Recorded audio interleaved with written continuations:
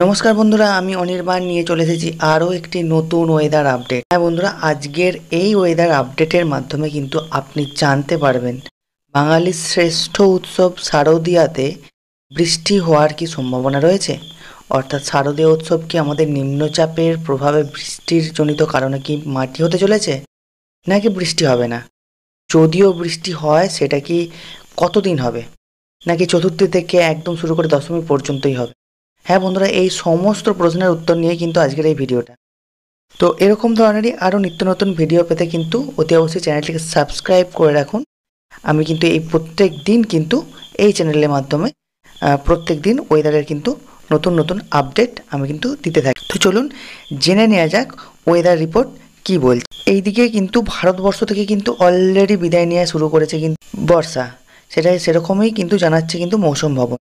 Report অনুযায়ী কিন্তু রাজস্থান, গুজরাট থেকে কিন্তু বর্ষা অলরেডি বিদায় নিয়েছে। ঠিক আছে, যদিও বর্ষা বিদায় নেওয়ার প্রক্রিয়া অনেক দেরিতে শুরু হয়েছে এই সমস্ত রাজ্যগুলোতে, কিন্তু তারপরে আমরা বাংলাতে দেখছি এখনও পর্যন্ত কিন্তু বর্ষা কিন্তু বিদায় নিচ্ছে না। উপরন্তু আবার যে আমাদের শারদীয়ার যে উৎসব রয়েছে, সেই শারদীয় উৎসবেও কিন্তু একটা নিম্নচাপের কিন্তু ভ্রুকুটি দেখা যাচ্ছে। ঠিক আছে, যেখানে নর্মালি আমরা দেখতে পাই যে 17 সেপ্টেম্বর থেকেই কিন্তু বর্ষা বিদায় নেওয়ার প্রক্রিয়া কিন্তু শুরু হয়ে যায় গোটা দেশ থেকে, সেখানে কিন্তু বাংলায় কিন্তু এখনও কন্টিনিউয়াসলি কিন্তু নিম্নচাপের প্রভাবে কিন্তু বর্ষা কিন্তু লাগাতার চলছে।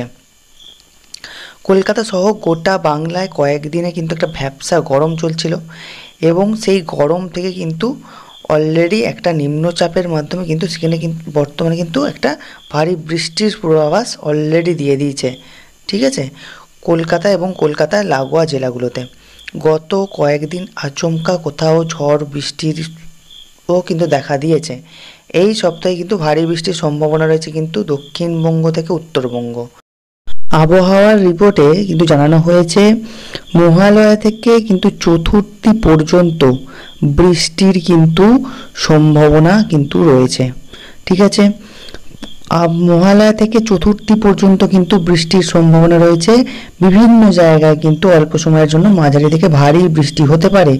চতুর্থীর পরে আকাশ পরিষ্কার হলেও বাতাসে কিন্তু জলীয় বাষ্প কিন্তু থেকে বিক্ষিপ্ত বৃষ্টি হতে পারে। যেহেতু জলীয় বাষ্প থেকেই যাবে, সেহেতু কিন্তু বৃষ্টি হতে পারে। রিপোর্টে এও দাবি করা হয়েছে 13ই অক্টোবর একাদশী পর্যন্ত জারি থাকবে কিন্তু বজ্র বিদ্যুৎ সহ বৃষ্টির সম্ভাবনা। ঠিক আছে, এদিকে পুজোর মধ্যে পশ্চিমবঙ্গ থেকে মৌসুমি বায়ু বিদায়ের কোনো সম্ভাবনা নেই। অর্থাৎ তোমরা বুঝতেই পারছো, একদম পুজোর মহালয়া থেকে শুরু করে একাদশী পর্যন্ত কিন্তু বৃষ্টির কিন্তু সম্ভাবনা কোথাও না কোথাও একটা থেকেই যাচ্ছে। শারদীয়া আগাম বৃষ্টি সংক্রান্ত খবর নিয়ে এই ছিল আজকের একটি ছোট্ট আপডেট।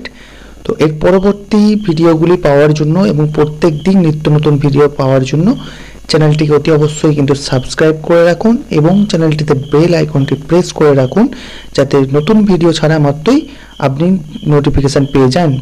এবং ভিডিওটি শেষ পর্যন্ত দেখার জন্য আপনাকে অসংখ্য ধন্যবাদ।